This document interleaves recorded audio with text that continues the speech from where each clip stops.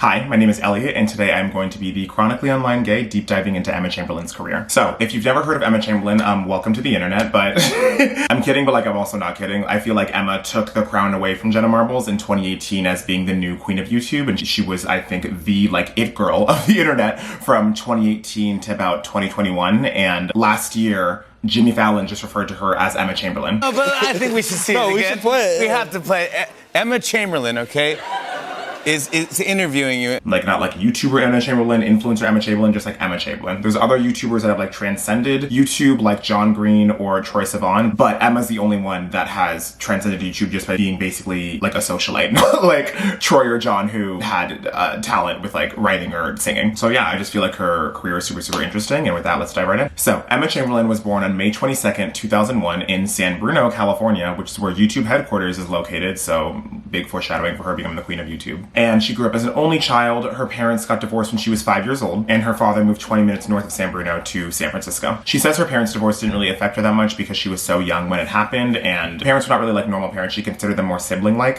She's told them literally everything she's ever done in her entire life. So her family was lower middle class. Her mom worked as an executive assistant at the San Francisco International Airport, while her dad worked a bunch of odd jobs. He was a UPS driver. He was in a band for a bit. And then at the time of Emma starting her YouTube channel, he was and still is a painter. So she grew up without cable, but her dad showed her YouTube when she was literally 6 years old. She was subscribed to Fred, so she was really there since the beginning. Also, her dad was posting singing covers on YouTube back in 2007 when that was the trendy thing. I've grown so tired of walking these old familiar circles that I've known. Emma went to a public elementary and middle school, but then towards the end of middle school, she felt like the public schools weren't good enough in her area, and she really wanted to go to Columbia University and become an anesthesiologist, so she tried to get into some private high schools in her area. First of all, I can't imagine having that good of a head on my shoulders at literally 13 years old, where I was like, oh, these schools aren't good enough, I need to go to a private high school in order to get into a good college. And this good head on her shoulders is gonna be a theme that keeps coming up throughout the video. She received a scholarship to an all-girls private Catholic high school called the Notre Dame School in Belmont, California. And I hated it after the first year, and I was like, I made a big fucking mistake. So yeah, her sophomore year really sucked, especially her sophomore spring. She was super, super depressed, could only come to school 3 days a week, and would cry in class. Not even so much because of the school itself or her peers or the teachers, just the school environment depressed her so much. So towards the end of her sophomore year, which was the spring of 2017, she was super, super depressed, was only able to come to school 3 days a week and missed the last day of school, and then took her driver's test on May 31st, 2017 and failed it, which was a really horrible thing for her. Of course it sucks to fail your driver's test in general, but she viewed getting her license and she was going to be able to get a car, having a car as an outlet for her to get out of this depression bubble. Once you have a car, she was going to be able to have more freedom to driving and being able to get out of the school and apartment environment. Having a car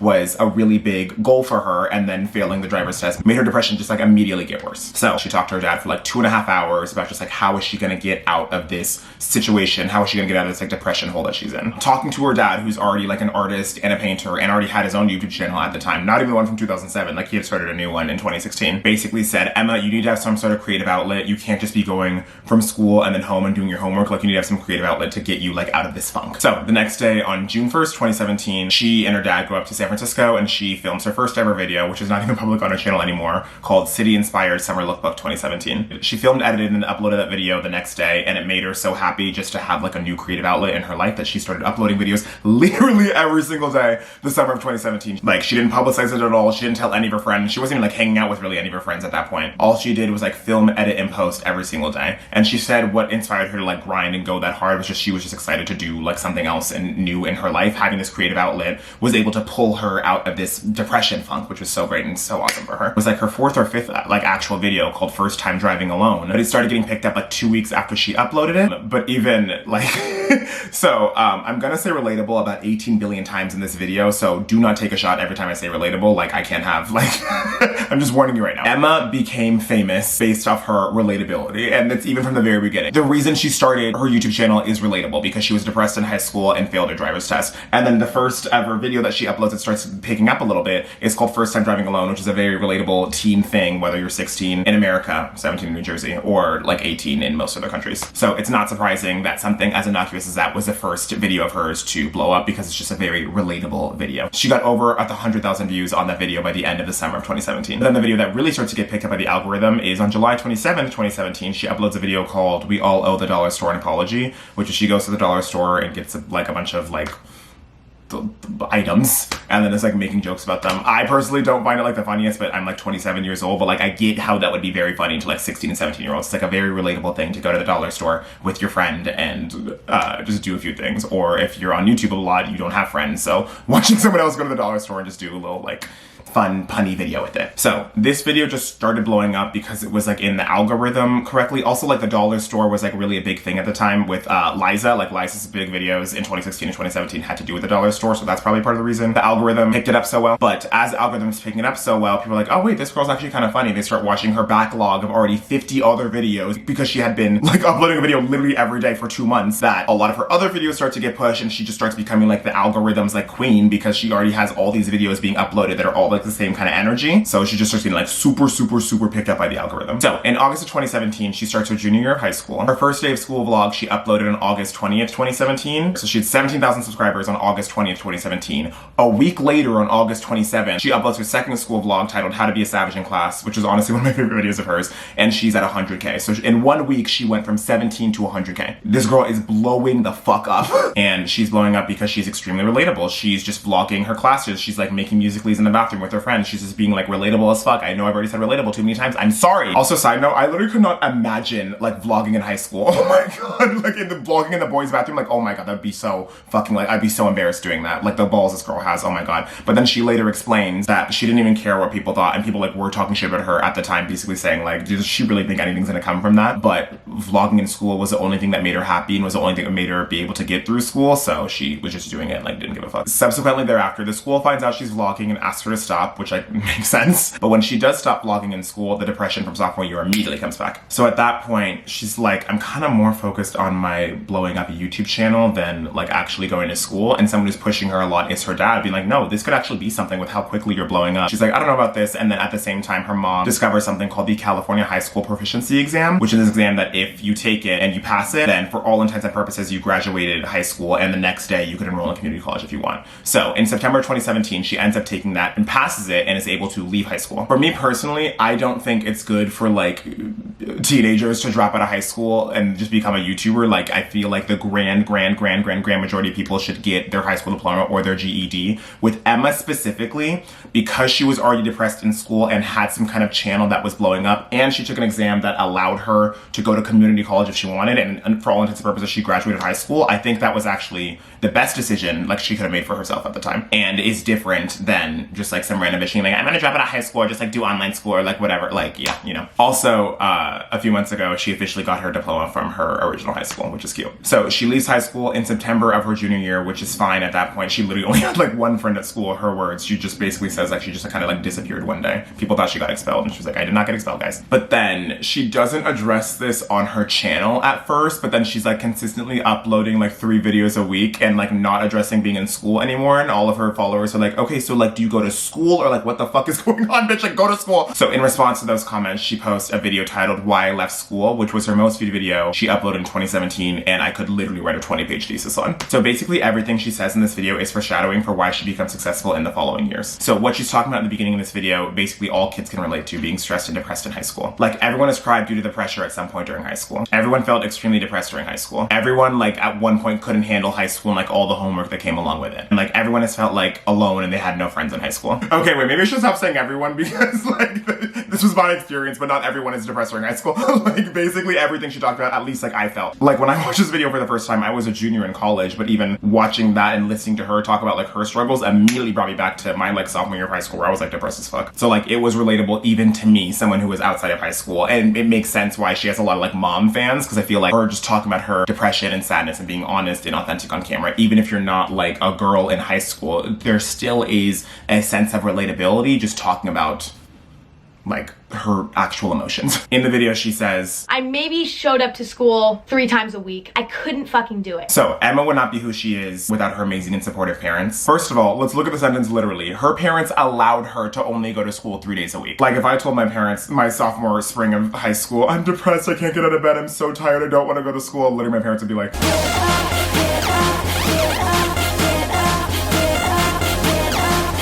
her mom literally even said, how did you feel when I didn't go to high school for all 4 years and I graduated early? I was relieved. relieved. I was happy. Not because her mom was like anti-school or anything, but she just saw how much the high school was making her depressed, and she wanted her daughter to be happy and successful in life, and she saw how happy YouTube made her. She's oh my god. That is fucking hilarious. Wow, I'm really honored that I can make my own mother laugh. And then her dad was the one that literally encouraged her to start YouTube in the first place, and literally said, like, this could actually be something if you set your mind to it. And like I said earlier, Emma's parents aren't like typical parents, they're more sibling-like, so she's 100% authentic with them and has told her everything she's ever done. And you can even see that, especially in her Bay Area vlogs, when she's vlogging with her parents versus alone or with her friends. How she acts with her parents is also how she acts with her friends. Funny thing is, every single time I'm about to go in, I'm like, I've been flossing even less than the last time I came in, but they never really say anything. They're always like, your teeth look good. I think that's genetic though, because they tell me I don't floss. I maybe floss once a week tops. They're like, oh my god, your teeth are so clean. It's like off the charts clean. Maybe it's because you let the dogs lick the plaque out of your teeth. I don't know, but and then they're like, she didn't even deny it. Literally, my mom hasn't taken a shower in 6 years because she just lets the dogs lick her off. Like, I would not be buddy-buddy with my mom to like that extent when I was 16. I mean, even still not now, but like especially when I was 16. So she talks about all the depression and stuff. It's sophomore year that I was talking about earlier in this video. But from the outside looking in, and from someone who's done research and been a fan of her for over 5 years, she stresses herself the fuck out and is definitely perfectionist when it comes to everything, whether that be schoolwork or her videos. Like at her peak, she was editing videos for 40 hours a week and then would delete it because she hated it. And in school, freshman and sophomore year, she got above a 4.0. She was literally taking like AP physics junior year. And personally, as the graduate of a California private high school, those high schools in California, and especially the Bay Area, some people, if you know, if you don't, you don't, like Bay Area high schools is like a meme on TikTok because of how cutthroat and competitive they are. It's big in part due to the high Asian American population, as well as just the Bay Area is a very wealthy area with a lot of high-powered people working in finance, business, and like high-powered lawyers and engineers. That those schools are huge pressure cookers, and everyone is groomed to get into like an Ivy League or Stanford since 9th grade, or for like some kids since they were like 4 years old. Like there's so much pressure to go to a good college that some parents literally like Olivia Jade their way into college, you know? Olivia also went to California private high school. The same one as the Kardashians, little known fact. So like I was saying earlier, she grew up in the Silicon Valley, where that's like one of the wealthiest areas in the nation. The wealthiest zip code is actually in Atherton, California, 94027 if you care, which is 7 miles away from where Emma grew up. And in that zip code, the average home price is over $5.5 million. So Emma grew up lower middle class, and it was fine when she went to public elementary and middle school, being like someone growing up like lower middle class, but then when she made the transition to a private high school with a lot of very, very wealthy families and wealthy girls, and the parents all were high powered in like business, finance, and engineering, while she grew up poorer than everyone else, and her dad's an artist and her mom is an executive assistant, you know? I could see there being a huge disconnect between her and the girls. And from that huge disconnect and like not fitting in, spiraling into a deep depression. Like if y'all have seen Big Little Lies, first of all, if you haven't, it's amazing. It's my second favorite show ever. But Big Little Lies takes place not in the Bay Area, but it easily could. Like the Big Little Lies world is very much the world that Emma Chamberlain grew up in. So watch that show and then imagine Emma trying to navigate that situation. So now it's October of 2017, and basically it's time for Emma to shift into maximum overdrive. It's like, okay, so you said this is your dream job and you want to do this and you don't want to take the traditional high school to college route. Okay, that's fine, but now it's time to pull your shit together. So yeah, she took a huge risk. And again, like I cannot imagine being 16 and basically being like, I'm gonna vlog as a career full time because I'm so depressed from high school. It wasn't as flippant as that, obviously, but she did what was best for her happiness and success, which one should always do. And having the example of her father surviving as an artist, he dropped out of college after his sophomore year to be in a band. I'm sure that gave her some sense of security as well as having a diploma, but that's amazing that she had the courage to do that, of course. Partially courage, partially like get me the fuck out of high school. So throughout the fall of 2017, she's still hanging out with the same high school friends like Lily, Reem, and Grace, but there's starting to be a big disconnect. Lily and Reem are like studying for the SATs and like doing homework, like getting ready to apply for college. Emma's like, my video like trying Insta-famous foods did well. So in November of 2017, the first established mainstream YouTuber discovers her. Is it James Charles? No. Is it the Dolan twins? No. Then who is it? It's Cody Ko, I'm sorry. You are mentioned in this video. Am I? Let's check it out. Halloween costume ideas. Yeah. I don't jewel that much. He starts shouting her out in a few of his podcasts, and then in December of 2017, he invites her down to be on his podcast. So she vlogs the entire trip down and meeting them at first. Cody and Kelsey give her her first ever vape. Do you want to feed it to me? Baby's first jewel. That was good. Which she then becomes addicted to for the next like 4 years, but she doesn't even admit that publicly till 2022. It's funny because like everyone thought she permanently lost her voice when she moved to LA, but it wasn't that. She literally was just vaping all the time, so her lungs and throat were like hoarse from that. Is hoarse the right word? I don't even know. I have asthma, so I've never like jeweled, vaped, or like smoked ever in my entire life. Is a jewel the same thing as a vape? I don't even fucking know. Okay, anyways, she goes on Cody's podcast. Cody was literally her favorite YouTuber at the time. She literally got me editing from Cody. And Cody was just like hyping her up and talking about how funny she was and how like great her channel was and like shouting her out. And like, let's just take a step back and let me put myself in her shoes. Okay, so if I was 16 years old and I went on like my YouTube faves podcast, which at the time were Grace Helbet and Kingsley, and Kingsley was just hyping me up, hyping my channel up, talking about how like funny and talented I was, that would give me like the biggest confidence boost in the entire world and would definitely inspire me and put a fire under my ass for the next like 6 to 12 months, you know? So she mentions how she's starting to become internet friends with some people at this time, which we find out later are the Dope Girls. And she also mentions her love of the Dolan twins for the first time, which is a big foreshadowing. Why the fuck is everything in her life foreshadowing? So now it's 2018 where her life completely changes. And funnily enough, her 2018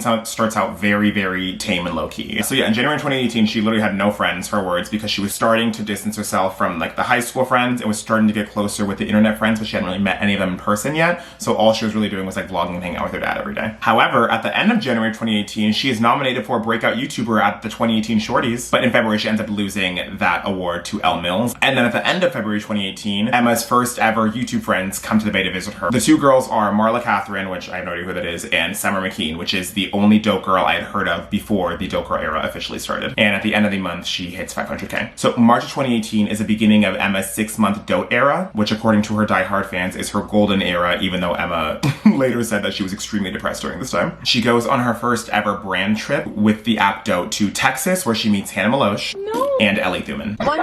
And they form the very short-lived friend group called the Gerties. Also, this is when she starts coming into her distinctive editing style. Also, I don't even like Jack in the Box. I've always been kind of a Burger King, McDonald's, you know, kind of bitch. You have to turn around.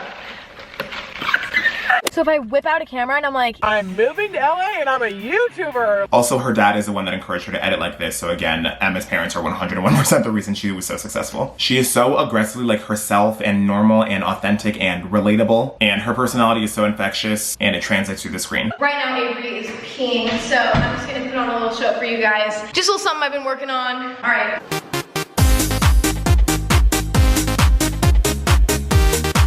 Like, that's me in the bathroom when I'm home alone, but like, I would never film that and upload it to the internet. If anyone ever caught me in real life doing that, I'd fucking kill myself. Also, most successful YouTubers feel sort of broken in some way. That's usually why they start making videos, especially at the beginning of YouTube. You can feel the other Dope Girls like Hannah and Ellie are a little like perfect and kind of manicured and very like family friendly. Boys, hit me up. I can do that to you too. She could also do that to you. Demogorgon. You can't put that in. I'm putting that in. No, you can't include it. How are we doing? That's some Demogorgon stuff. While Emma is just so herself and very YouTube, she feels like one of us. Hi, friends. All you suckers out there that thought I didn't have friends, frick you. Haha, peace out. While the other Dope Girls literally look like the popular girls that bullied you in high school.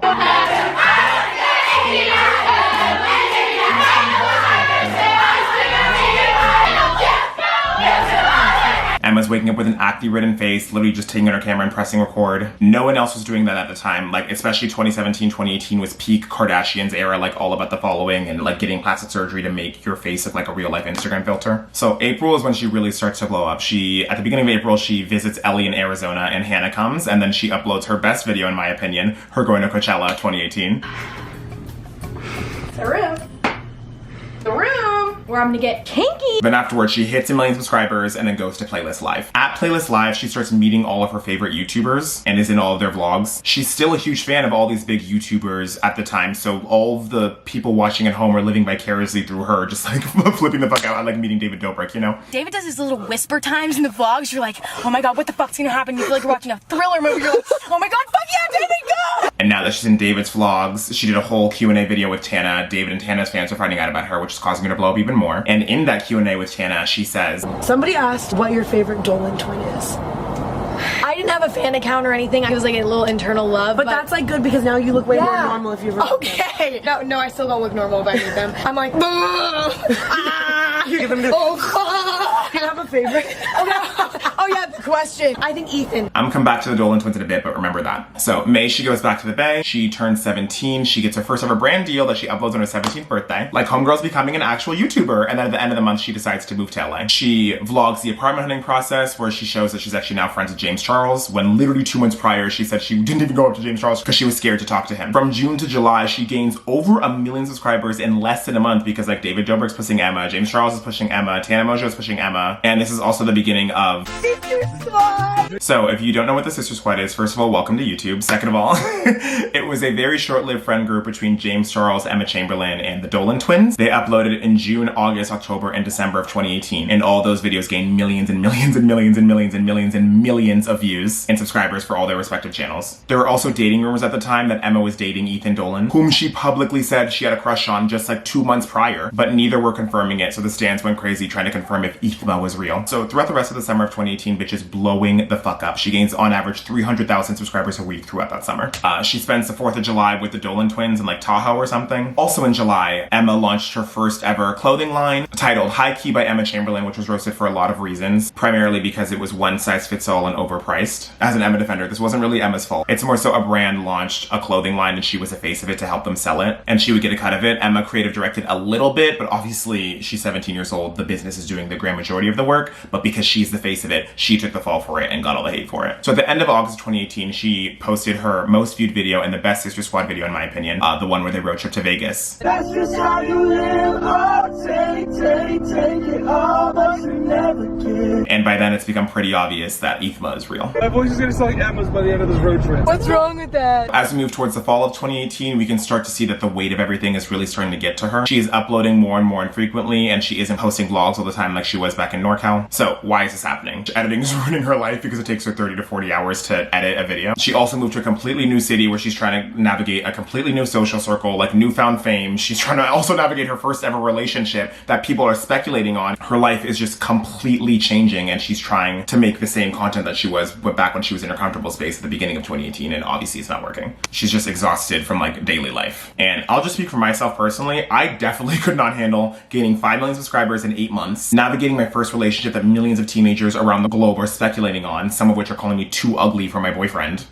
navigating new friendships with people who are literally using me, and I can't tell who wants to be friends with me because they like me and who wants to be friends with me because they have more followers. Navigating new work relationships and trying to make smart and savvy business decisions, with the first business decision I ever make like biting me in the ass. Getting hate for literally like being myself and being a teenage girl, all while trying to come up with new creative video ideas and being happy on camera. I would literally have a mental breakdown. You know how they say like if Britney Spears can survive 2007, you can survive this? I think a new quote should be if Emma Chamberlain could survive 2018, you can survive this. Like no one ever in the history of YouTube has gone from 0 to 6 million that quickly. Even people like Logan Paul and Liza Koshy and all that kind of stuff, they had a following from Vine, and at least it started happening a little gradually at first. Emma literally went from 0 to 6 million in 18 months. She hit 6 million on Christmas 2018, in case you're curious. So now we come into 2019. In January/February of 2019, Ethan was confirmed in a few ways. On January 7th, 2019, Ethan replies to a tweet about Emma's lips being crusty, with him saying her lips definitely aren't crusty. So, I mean, that's confirming it. And then an hour later, Tana tweets Ithma. A week later, the Dolan twins' dad dies, and Emma comes with them to New Jersey to be with them, which like only a girlfriend would do, obviously. And also Olivia, I don't know how to say her last name. Emma's best friend at the time, films a video where in the background you can see a Polaroid of Ethan and Emma kissing. So while one of Emma's relationships is being confirmed real at the beginning of 2019, another one of her relationships is being confirmed dead. Now we're gonna take a moment to address one of YouTube's biggest unanswered questions. Why Best Dressed left YouTube? Just kidding, I already answered that. Link below. What happened between Hannah Maloche, Emma Chamberlain, and Elliott, aka the Gritties? So if you don't give a fuck about this and want to just hear more about Emma's career, skip to this timestamp. But for those who want the answer, I think I've got it. So Hannah Maloche and Ellie Thuman are two YouTubers that are still best friends to this day that met in a Bethany Moda fan group chat back in middle school. They were already best friends and had flown from Arizona and Michigan to collab with each other over a year before they had met Emma. And Ellie and Hannah met Emma back in March of 2018, as I mentioned earlier. But they'd already been in communication since December of 2017. So for Emma, when she met Hannah and Ellie, she was so excited because, as we were talking about earlier, she had the disconnect from her traditional high school friends, that meeting these new internet friends and people who also worked in the same space, there wasn't having to explain anything. thing. They just kind of like got it. Emma visited Ellie in Arizona in April, and Hannah came, and then they all were at Coachella together in 2018. And in May and June, they're still constantly texting, liking each other's Instagram posts, commenting on each other's Instagram posts. Like, they are still constantly in communication and really close friends. In July, Ellie and Hannah fly to LA and stay with Emma, and then do that photo shoot in Laguna Beach. That is my favorite vlog of theirs. Ellie's obsessed with this gif of Jack and Jill. I don't know why. Are you crying? No. Jack and Jill confuses me so much. She literally cries over Jack and Jill, and I don't know what it means. What they went up the hill to do. And then in August, Emma visits Ellie solo in Arizona, and they don't really mention Hannah at all, and people are like, wait, is everything good? But then a week later, they go on the racist Dope Fiji trip. If you know why it's racist, you do. If you don't, you don't. But they're taking photos and collabing in photos together there. But in the last photo of Hannah's that Emma likes is a photo of the three of them in August 2018, which is them at the Fiji trip. So after that trip, Hannah returns to Michigan for her senior year, and Ellie's living a bi-statal life because she has an apartment in California and an apartment in Arizona, and Emma's just living in LA full-time. Hannah flies out to LA for Ellie's 17th birthday in October of 2018, and Emma and Hannah are sitting next to Ellie at dinner, so it's like the two like best friends still. Emma and Hannah both respectively do a full feed post for Ellie's 17th birthday. I don't have a screenshot of it because Emma archived it now when they weren't friends anymore, but I know that was there, you just gotta trust me. However, sometime after that birthday dinner, Emma unfollows Hannah, and the last Instagram photo of Ellie's that Emma liked was at the end of January 2019, and then unfollows her shortly thereafter. So in February 2019, Hannah has the most insane birthday literally ever. She flies out to LA for some meetings, but unbeknownst to her, her friends from Arizona, Michigan, and Hawaii are all flying out to surprise her. They stay in a mansion in the Hollywood Hills, go to Dry Bar, and then get dinner at Coachella. Side note, someone literally throw me this birthday straight up. I will know I have made it in life if I have Hannah Malosha's 18th birthday.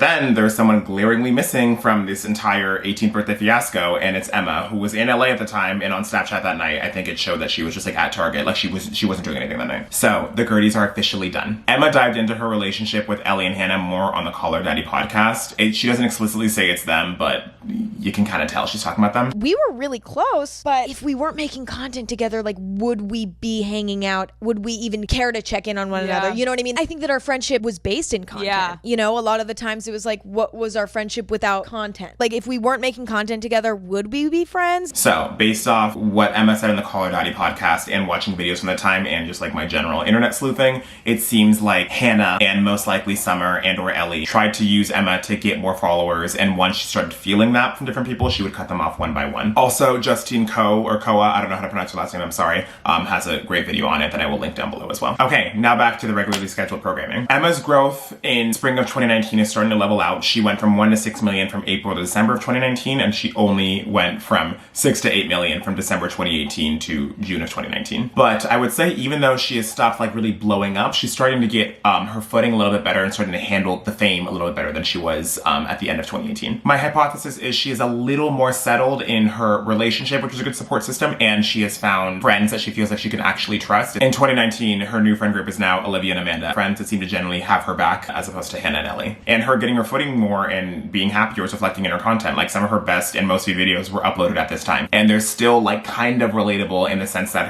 some of her most viewed videos at this time are just like her car vlogging with her mom, her going to Target and buying a neti pot with Olivia and Amanda, which is very reminiscent of her NorCal content. Also, last week I was sick and bought a neti pot to try and clear out my sinuses, and here you go. Okay, let's do it. Oh god. Oh yeah. Oh, I needed this. Oh my god, I'm so scared.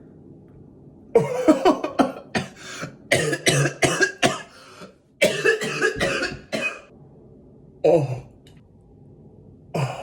Also at this time, she's bringing back Cooking with Emma. She goes to Coachella in 2019, which is also one of her best vlogs. Also, how you know Ethma is real. Ethan and Emma were hanging out together at Coachella of 2019, but she didn't vlog when she was with Ethan and Grayson, and was only vlogging when she was with Olivia and Amanda, because she wanted to keep her relationship with Ethan private. So if they weren't dating, then she would have vlogged with Ethan and Grayson, you know? However, something that is necessary to point out is that by 2019, the biggest issue in Emma's life/content is becoming glaringly obvious. The more and more famous Emma gets, the less and less relatable she becomes, which is difficult when you are building a career completely based off of being relatable. When Emma was 16 in the Bay, even though she wasn't in high school anymore, she was just like vlogging her like going to Phil's and hanging out with her mom and dad and just doing like normal like relatable teen shit. Then she turned 17, moved to LA, was friends with all these like extremely famous influencers. She came into like a lot of money. It has become glaringly obvious that she is no longer relatable in any way, shape, or form besides you guys having like a similar sense of humor, basically. So the rise of Emma Chamberlain is simultaneously the downfall of Emma Chamberlain. Later in the spring of 2019, she moves into a huge 3-story apartment. And while girls her age who are following her at this time are like hearing back from colleges and getting into arguments with their parents about how much debt they're gonna get into, Emma's literally like in Paris at Fashion Week, like with Louis Vuitton, like Carly Kloss. And like in every other vlog in 2019, she's just buying like an immense amount of clothing, and it is becoming so obvious how much money she's coming into. Emma's videos in 2019 are a sociology experiment of what happens when you give a 17-year-old girl unlimited time and money. So in the summer of 2019, you can feel Emma becoming more sure of herself and becoming more adult. Emma's calmer, she's steadier, she's more happy, she's less self-deprecating, her skin is clearing up because she's on Accutane. It's like, oh my god, yes girl. And she's developing into a woman at a much quicker rate than other girls her age, because why? Well, first of all,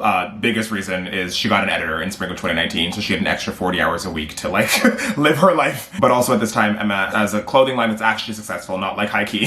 She's managing like $300,000 to $500,000 brand deals. She's literally a high fashion model, starting to rub elbows with like Carly Kloss and Kendall Jenner, runs her own business, and has been this huge YouTuber for over a year now, and has been able to successfully manage having over like 20 million people watch her every move. I cannot emphasize enough how much it is becoming glaringly obvious how different Emma is from all of her subscribers now. So yeah, throughout the summer of 2019, she starts getting some hate comments being like, we miss the old Emma, the Bay Area Emma, the blonde Emma.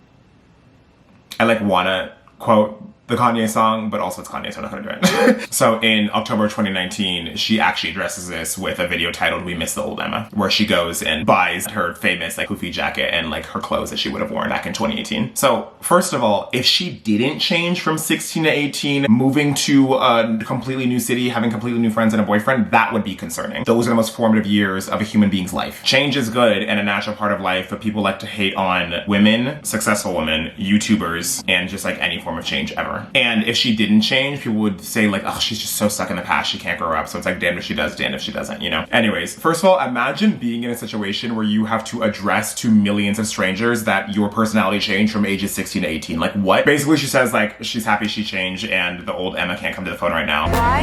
Oh, 'cause she's dead. Which obviously I completely agree with her. Also something I need to throw in here, around this time of July or August, Ethan and Emma break up. They had broken up like previously, but then they were in like a messy phase for a bit, but then towards the end of July, they've like officially cut things off. Or actually, no, they actually didn't officially cut things off. Ethan said, I want to be hooking up exclusively, but not in a relationship. And she said, okay. And then he ghosted her. It's not funny. I feel awful for her, obviously. But I'm just like, you fucking hate all men. So I don't have the exact timeline, but I think the like, I want to hook up but being exclusive but not date happened around August, because at the end of August, she goes with Olivia and Amanda to Hawaii. Side note, that's basically the last video on her channel where she features anyone else other than herself or her parents. And if I had limited money, I would definitely go on a girls trip to Hawaii with my 2 best friends after I broke up with my first boyfriend. Actually, since they're under 21, I would just go to Cabo so I could legally black the fuck out and sob uncontrollably, you know? Like that first heartbreak hits different, especially when you're a teenager. Except I've never experienced that because I've never been in a relationship. Also, can we just take a moment to like talk about how iconic Emma is? Emma literally said, I have a crush on Ethan Dolan, and then 2 months later, she started dating Ethan Dolan. That is so iconic. That's like me if I said now, I have a crush on Connor Franta, and then I started dating Connor Franta. I have a crush on Connor Franta. Fuck, it didn't work. Connor, I'm in love with you. After this, she dates a TikTok boy named Aaron Hull. This relationship isn't really relevant to her career and is relatively unknown to everyone besides her diehard fans, but it's necessary to put in this video. So after she broke up with Ethan, she allegedly briefly dated a TikTok boy from Chico State named Aaron Hull from September of 2019 to January 2020. They started texting in September of 2019 when Emma DM'd him saying she loved his TikToks. They started DMing, then Snapchatting, and then wait for it, FaceTiming. He then comes to visit her in LA the first weekend of October and came down the next few weekends. They become official by the end of October, and then they go up to SF to meet her parents, and they go to Sacramento to meet his parents. And then they went to New York City together at the end of October. That we missed the old Emma. He was with her when she was filming that. And then in a very off-brand for her moment, on November 17, 2019, she fully addresses that she has a crush on a guy by uploading a video titled Learning How to Skateboard to Impress a Boy. The boy is obviously Aaron. Aaron's super into skateboarding. At this point, they'd been hanging out for over a month, and I don't know if they were like official, obviously, because it wasn't in their relationship. But I'm just shook that she posted anything alluding to her being in any sort of relationship, especially when she just had her first heartbreak like 3 months prior that like ruined her for I don't know, I guess at least 6 weeks, at least for the amount of time in between her and Aaron. I'm shook after her first heartbreak that she referenced someone else so quickly. So after this video, he starts being in some of Emma's Instagram stories, and she's in the background of some of his TikToks, and then she finally posts a story in Aaron's Chico State sweatshirt, so that's like confirming she's in a relationship, you know? Maybe it's because she's more comfortable because he isn't as like a mega internet celebrity as Ethan. And then in January of 2020, Emma and her friends and dad all unfollow Aaron and vice versa. And then Aaron is photographed kissing another girl at a party. So Emma was obviously cheated on, right? Like facts don't matter. So all of her stans start like bullying and cyberbullying Aaron, like sending him hate and calling him a cheater for months. And then in September of 2020, Aaron addresses the end of their relationship and that he had been receiving intense amount of hate for months, which I'm sure was amplified with the pandemic. Again, let's just take a step back. Imagine being in a situation where you have to address your breakup from 9 months ago to a bunch of strangers on the internet. Like, what the fuck? So in the video, he says they dated for about 5 months. She was amazing and the most grounded person he had ever met. And then in January 2020, they decided to break up. Some time passed, and as an intoxicated college freshman does, he made out with another girl at a party. And Emma indirectly confirms this timeline when she says she's never been cheated on in the Call Her Daddy podcast in 2022. Okay, now let's address her second half of 2019 outside of her relationships and YouTube channel.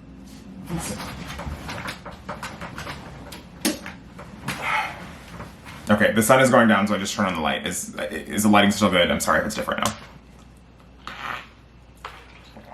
So remember how in March 2019 she went to Paris Fashion Week? Louis Vuitton continued to collab with her and brought her to Fashion Week again in October of 2019. And this was Louis Vuitton's first ever collab with a YouTuber. And why did they pick Emma? First of all, she was already known for having a distinct, interesting, quirky, relatable, and some would say good fashion sense. I'm not saying like it's not or it is good. I just am not like a big fashion person. So she inadvertently created the Visco girl trend in the late 2010s. I also feel like she made trending thrifty. Like I feel like Emma and Best Dresser wasn't really like that trendy to go thrifting. And Emma was doing it just because she grew up lower middle class, so that was the only thing she could afford, not because she was doing it to like be cool. And then around this time, high fashion realized they wanted to get into the social media space. It started with like the Vogue 73 questions really blowing up, and that was getting really popular with like mainstream celebrities like Zendaya and Sarah Jessica Parker, but then also they started to do YouTubers like Liza. And then Liza went to the Met Gala and interviewed celebrities for Vogue. Then as Liza's popularity was going down, Emma started being the new like high fashion YouTuber. If high fashion decided to get into YouTube like 5 years prior, it would have been Connor Franta at the Met Gala and like interviewing celebrities instead of Emma. Connor Franta crawled so Liza could walk, and then Liza walked so Emma could fly. Louis Vuitton employee Derek Blasberg was the one that discovered and really pushed Emma to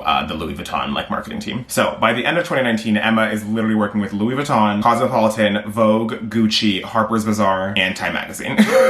So towards the end of 2019, she's beginning to transcend YouTube more and more and just starting to get into like mainstream celebrity essentially, and is liking doing her main job less and less, even though that's what's making her famous. And then even with her main job, she isn't showing as much of like her blowing up and like the behind the scenes fashion. She's still trying to like stay relatable and just vlog herself at home. This also starts to disconnect with her fans to an extent where in 2017 and 18, when she was in the Bay Area, she was being fully authentic and talking to the camera about like literally everything. But after being in 2 relationships and just going into the public eye with millions and millions of people watching her, she starts showing less and less of her personal life. So she's still like vlogging her like driving around LA, which is still like relatable, but you can start to see not even the disconnect just with like their lifestyles being different. You can start to tell that her life is like really starting to blow up and she's becoming a mainstream celebrity, but she's not really showing like any of that, which is fine. Like I totally get if like millions of people were involved in my first 2 relationships and started making me feel like really depressed, like going on the internet, I would want to show the internet less and less, you know? And a kind of like metaphor or allegory, or what's the word I'm looking for? Like comparison, that's the word, oh my god. I want to make to Emma and the Kardashians, because they have a similar kind of story. It's interesting because Emma Chamberlain is famous for being like the exact opposite of the Kardashians, but she kind of went through the Kardashian experience, but like worse to an extent. So the Kardashians are famous because at first they had a TV show, but then as social media started progressing, they started just becoming influencers. But then as people started commenting on every little part of their appearance, they became more and more insecure. And as their relationships became more public, they started sharing less and less on the show. And then towards the end of the decade, they started resenting the show, or especially Kourtney, which led to the show's ending. But they didn't want to end it for so long because the TV show was the foundation for everything else they were doing in life. And Emma kind of had the same thing, where she started the channel because she was depressed. But then as she started blowing up and got into her first relationship, people started commenting on her every move, body part, face in all her relationships, platonic and romantic, that she started to resent her channel because it was no longer a safe space for her and actually like a source of her depression. However, she had to continue to post videos to progress her career and be able to get all these amazing opportunities because because it was the foundation of all of her businesses. So basically Emma Chamberlain's YouTube channel was the same as like Keeping the Kardashians. But the mega fame that the Kardashians achieved over the course of a decade, Emma achieved over the course of like 8 months. And while the sisters had each other to lean on because they understood exactly what they were going through, Emma had like the Dolan twins. I cannot emphasize enough how much I could not handle being Emma Chamberlain in 2018. Oh my god. January in 2020 is a good representation of everything I was just saying, showing how much like her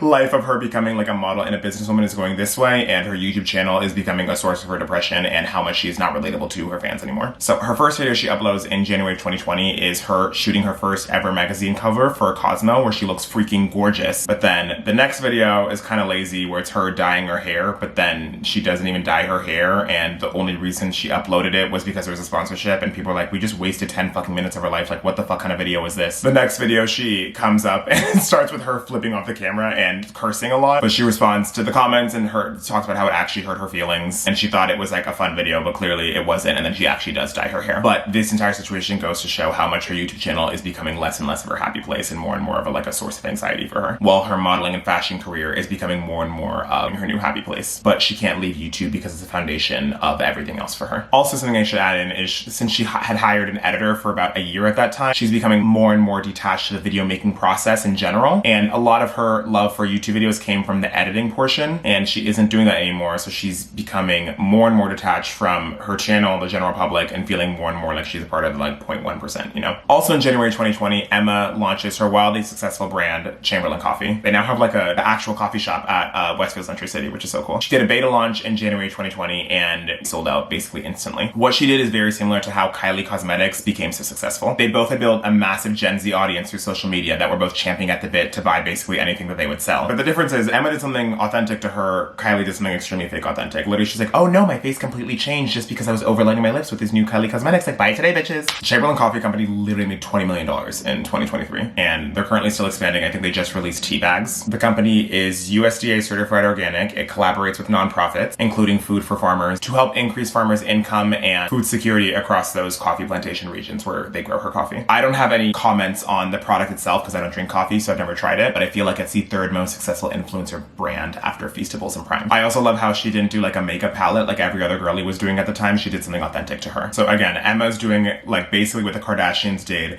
in a third of the time while staying extremely authentic. So like fucking queen. So in March of 2020, right after she gets back from Paris Fashion Week, quarantine starts. This begins her next era, which I like to call her quarantine era. And during this era, she achieved the impossible. She's finally relatable again. Because pre-quarantine, she was going to Paris Fashion Week, but now the videos she's uploading are just her quarantining home alone in her house. Her uploading videos like Trader Joe's taste test and making ugly jeans cute. And then in June of 2020, she fully becomes relatable again when she dyes her hair back to blonde. Nature is healing, y'all. Blonde Emma's back. Here we go. So she's back to being honest and vulnerable again about her struggles, and mostly everyone loves it. She's just talking about her struggling during quarantine, which is relatable to everyone else because everyone else is also struggling during quarantine and COVID. We were all experiencing the same quarantine struggles at the same time. However, one thing is glaringly obvious. While we're all experiencing quarantine in our small houses or apartments, Emma is talking about her quarantine struggles in a $4 million mansion in West Hollywood. A large minority of comments in late 2020 start hating on her for complaining when she shouldn't be complaining because she's rich because she lives in a $4 million mansion, which yes is true, but also like hot take. I think even someone at her level of wealth, anyone would be struggling after not being able to see another human being for 2.5 months and then still having to like be in quarantine mode for the next 2 years. Like people canceled Sam Smith for posting an Instagram post about them struggling, but they were struggling from a mansion. I'm still like, I mean, even if you're in a mansion, yeah, it's easier, but like, I don't know, I still would feel bad for Sam Smith and Emma, but I don't think it's bad for someone like Emma to talk about her like quarantine struggles on camera. And before you yell at me, I know so many people had it way worse than Emma and Sam Smith. Of course, like people that are like teachers or like couldn't take time off work or had to take care of their kids while they had COVID and then gave their kids COVID and stuff like that. Of course, I know it was way worse for other people. I don't think Emma deserved hate for being like, I'm lonely and quarantine is hard. Also in November of 2020, someone posted a doctored photo that Emma Chamberlain was a registered Republican, and people tried to cancel her for that, / at the same time not posting like get out and vote or posting like something happy when Joe Biden won. And then she posted a response saying that she was not a Republican and that Joe Biden was something to celebrate. And then she shortly thereafter deleted her Twitter, which like, I get it. I would too. And that moment in November 2020 officially marks her YouTube channel coming full circle. She started her YouTube channel in 2017 as a way to cope with her depression. And in 2020, her YouTube channel has officially become the source of her depression. In 2021, her vlogs are still like car vlogs and her cooking and doing stuff, but her diehard fans can feel the disconnect. So she takes a couple weeks off in mid 2021 to find herself. herself because her current type of content isn't working for her anymore. And in August, she begins her rebrand. And the first video of that rebrand is titled Alterations. And the video is interesting because it literally just feels like you're going through a day in her life, just like existing. And there's no extra talking. It's just like you existing with her. Video simultaneously feels like a FaceTime call with your BFF, which is what Emma's videos were always supposed to be. And also like a little coming of age movie with like your favorite actress. So she later talks about during this rebrand, the camera was like the ever-present third person in her life. And that ever-present third person is her audience, which is hyper-analyzing her every move and like all the stuff I was just talking about. A lot of people at this time also said her videos seemed like she was the last person on earth, which I totally get. And the rebrand worked well. From August to December 2021, she averaged at around 5 million views per video. However, by the end of 2021, she was just completely done with YouTube being one of her full-time jobs. And the series finale of Emma Chamberlain was posted on December 14th, 2021, titled You Totally Caught Me Making My Soup. And honestly, the video isn't that interesting. It's literally just like her making soup. But it has over 6 million views, which goes to show you the relationship that she has built with her audience over the past 4.5 years, is that 6 million people would just watch her make soup. And then there is what I like to call the 2-part epilogue of Emma's career. And there's these 2 podcasts that she goes on, the Call Her Daddy podcast and the Colin and Samir podcast. So the Call Her Daddy podcast addresses a lot of stuff about her career and is a bunch of stuff that I already like included in the entire video, so I'm not going to really talk about the podcast, but I do highly recommend. It's split into 2 parts. The first part is just about her childhood, and the second part is about her career and like life in LA. So if you're interested in this video and still watching at this point, then you would definitely love that podcast. And then the second epilogue is her going on to the Colin and Samir podcast in November of 2023. But a few things from this podcast I want to point out that are interesting. She talks about her childhood and being like the least cool kid in the cool crowd and having to use her personality to get attention from boys because she didn't have boobs, which was foreshadowing for literally her situation in 2018 where she was like besties with all the like popular dope girls. And then Emma on the Call Her Daddy podcast says that Ethan wasn't really like into her at first, but once he got to know her personality, they started dating. So Emma's entire life kind of built her up to be ready to be in like the dope girlfriend group and then dating Ethan Dolan. And she also fully acknowledges that she's like YouTube's best friend, and a lot of the people that subscribe to her genuinely feel like they know her, and how she feels like the people who watch her like know her too. And now I want to talk about my parasocial relationship with Emma. There is no celebrity in real life that if I ran into, I would want to go up to them and like take a photo. Like I've run into like Timothée Chalamet and Bill Hader before, and I'm like, oh my god, that's them, and then I move on with my life, you know? But since I've built up this parasocial relationship with Emma over the past 5 years, I feel like if I ever ran into her, I just start talking to her about her personal life, being like, yo girl, what's up? How are things going with Peter? Like I generally feel like I know her, and I feel like she knows me back even though we've never met. Like I would want to talk to her for hours. There's genuinely no celebrity or politician that I would want to like pick their brain as much as I would with Emma. Genuinely my answer to the question of who are like the 5 people you would want at your dinner table that are alive today, one of them would be Emma Chamberlain. Not because like she's the most interesting person in the world or like I'm her biggest fan. She's actually not even my favorite YouTuber. She just feels like my best friend that I haven't met yet. And I feel like I know her, and I know she knows that. And the last thing she talks about that I've already touched on a little bit before, but she talks about her parents, and that's why she's able to be so authentic. She explains her entire life she was able to be fully authentic in front of her parents, which allowed her to be fully authentic on camera. This translated into an extremely successful YouTube career because of her parents parenting her well and allowing her to grow up and be her authentic self. She inspired the entire internet to embrace authenticity. Especially the late 2010s was all about the following Facetune, plastic surgery to make yourself look like an Instagram filter, like I said before. And the 2020s is much more about authenticity, like the no makeup look. And I feel like her, along with also like Billie Eilish and Zendaya, started that trend, but I feel like especially her being so authentic in front of the camera helped millions of teenage girls around the world feel more comfortable in their own skin, literally just by like being herself. So I don't know you, Emma, but thank you, and can I say I love you? I love you. Bye.